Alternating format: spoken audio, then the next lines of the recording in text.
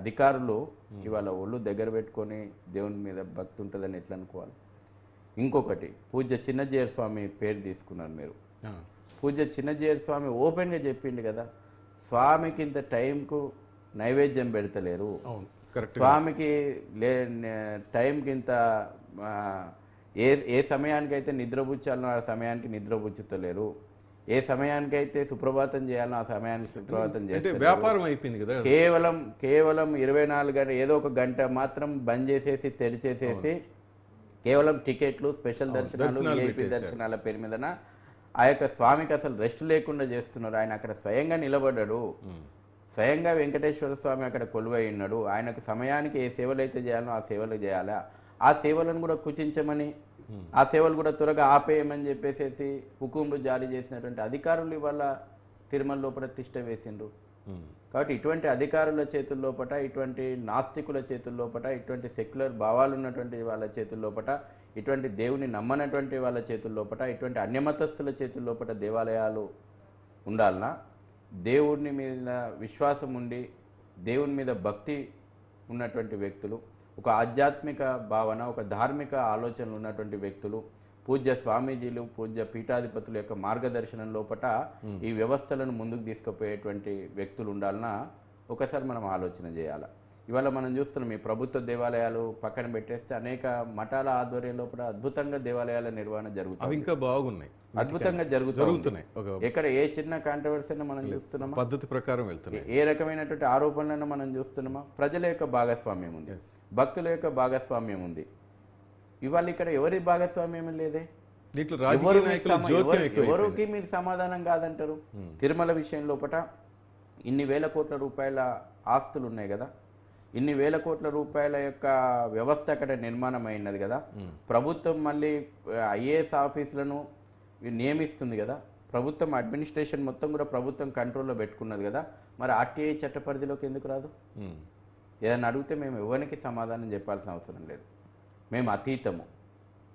సొంత జాగిరా, సొంత జాగీర్గా ఫీల్ అయినరు.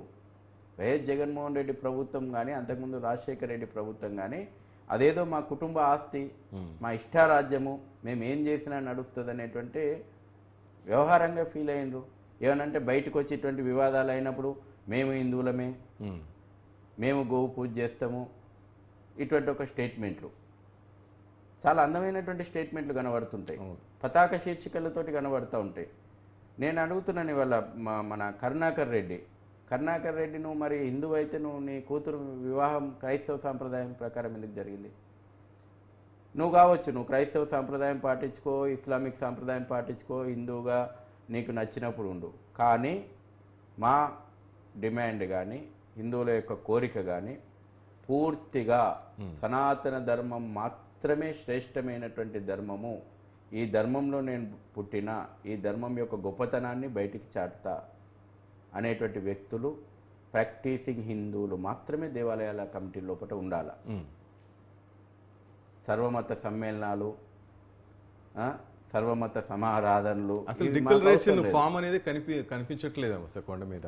అసలు చాలా మంది అంటారు వెళ్ళిపోతున్నారు ఎవరికి వాళ్ళు. మానేడు అబ్దుల్ కలాం గారు ఆయన రాసి వెళ్ళారు అప్పుడు ఆయన రాష్ట్రపతి హోదాలో వచ్చినప్పుడు కూడా డిక్లరేషన్ ఇచ్చింది. అంతకంటే గొప్పరా అండి జగన్? అంటే ఇక్కడ మనిషి అహంకారం కనబడుతుంది. మీరు చూడండి, అంటే నేను టీటీడీ యాక్ట్ ఒక ముఖ్యమంత్రి హోదా లోపల నేను ఇదేదో ఆచారం అని కూడా చెప్తలేను. As per TTD act declaration ఇవ్వాలి.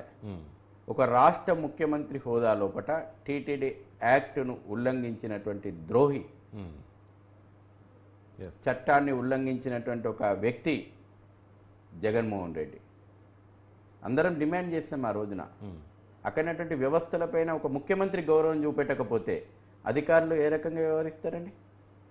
ఎవరికని వింటాడా వీడు? ధర్మారెడ్డి లాంటి అధికారులు ఇంత విచ్చలవిడిగా విర్రవీగడానికి కారణం ఏంది? ఒక ముఖ్యమంత్రి హోదాలనే నువ్వు చట్టాలను ఉల్లంఘిస్తుంది. నేను డిక్లరేషన్ ఇయ్యను, ఇక మంత్రులు మాట్లాడే కొన్ని పేర్లు నేను నా నోట్ల నుంచి కూడా తీసుకోలేదు. మా ముఖ్యమంత్రి అతీతుడు, సూపర్ స్వామి అని కూడా మాట్లాడినరు. ఎవరిని? జగన్మోహన్ రెడ్డిని సూపర్ స్వామి అట. ఈ రకంగా కితాబులు ఇచ్చుకుంటే దేవుడు చూస్తూ ఊరుకుంటాడా? చూస్తూ ఊరుకోడు దేవుడు. నేను అందుకే చెప్తున్నా, ఒకరోజు అటు ఒకరోజు ఇటు పాపం పండిన రోజు మాత్రం ఖచ్చితంగా మీరు శిక్ష అనుభవిస్తారు. రైట్. ఫైనల్గా ఏ విధంగా ఉంటే తిరుమల కొండ మీద బాగుంటుంది, నిజంగా సామాన్యులకి ఏ విధంగా ఉంటే దర్శన భాగ్యం లభిస్తుంది? విహెచ్పి తరఫున మీరు ముందు ఎటువంటి స్టెప్స్ తీసుకోబోతున్నారు? ఎందుకంటే ఆల్రెడీ ఇది రైజ్ అయింది, ఇది ఆగేటట్టు కనపట్టలేదు ఈ విషయం. ప్రసాదాలు తర్వాత పూజా సామాగ్రి విషయం లోపల ఒక పారదర్శకమైనటువంటి విధానాన్ని అవలంబించాలి. నాణ్యత విషయం లోపల డబ్బులేం కొదవలేదు. నాణ్యత విషయం లోపల ఎట్టి పరిస్థితుల్లో రాజీ పడకూడదు. తిరుపతి లోపలనే ఒక ల్యాబ్ ఏర్పాటు చేసి రాబోయే రోజుల్లో మరొకసారి ఈ రకమైనటువంటి పరిస్థితులు చోటు చేసుకోకుండా ఒక పటిష్టమైనటువంటి వ్యవస్థను ఏర్పాటు చేయాలి. 2, టీటీడీ యాక్ట్ ప్రకారం చట్టం అనుకోండి, మీరు ఏ రకంగానే అనుకోండి, అసలు నేను ఎవరు విఐపీలు అని అంటున్నాను. మీరు రాష్ట్రపతితో, ప్రధానమంత్రో, లేకపోతే గవర్నర్లో, ముఖ్యమంత్రుల్లో వస్తే ప్రోటోకాల్గా దర్శనాలు చేయించండి. కానీ ఎవరు విఐపీలు? ఈ నిర్వచనం ఫస్ట్ చెప్పండి. రైట్. 4 సినిమాలలో నటించినటువంటి వాళ్ళు, లేకపోతే డబ్బులు ఉన్నటువంటి వాళ్ళకు రెడ్ కార్పెట్ చేసేసి సన్మానాలు చేసి గంటలు దర్శనాలకు వాళ్ళను అలో చేసి, ఒక సామాన్యమైనటువంటి భక్తుణ్ణి, 7 కొండలు పవిత్రమైనటువంటి భావనతోటి గోవిందనామస్మరణతో వస్తున్నటువంటి భక్తుణ్ణి 7 ద్వారాల ముందు నుంచి మీరు దర్శనం చేయించేసేసి మీరు భక్తుల యొక్క విశ్వాసాలు గాయపరుస్తారు, నెట్టేస్తున్నారు. అక్కడ ఉన్నటువంటి అన్యమత ఎంప్లాయీస్ గతంలో ఆరోపణలు వచ్చినాయి, మహిళల పట్ల దురుసుగా ప్రవర్తించారు. నేనంటున్న వృద్ధులకు ఇవాళ 60 ఏళ్ళు దాటినటువంటి వాళ్ళ వృద్ధులకు మీరు ప్రత్యేక దర్శనాలు, చంటి పిల్లలు ఉన్నటువంటి వాళ్ళకు ప్రత్యేక దర్శనాలు అంటున్నారు. ఖచ్చితంగా ఏదైతే ప్రోటోకాల్ దర్శనం అప్పుడు ఎక్కడైతే మొదటి ద్వారం వరకు అలో చేస్తారో మేము భక్తుల తరఫున డిమాండ్ చేస్తూ ఉన్నాం. 60 సంవత్సరాలు దాటినటువంటి వృద్ధులకు కూడా అక్కడి వరకు మీరు అలో చేయండి. కనీసం జీవితంలో చివరి దశలో ఉన్నప్పుడు ఆ కళ్ళతోటి ఆ యొక్క నిండు రూపాన్ని ఒకసారన్నా దర్శిస్తాడు.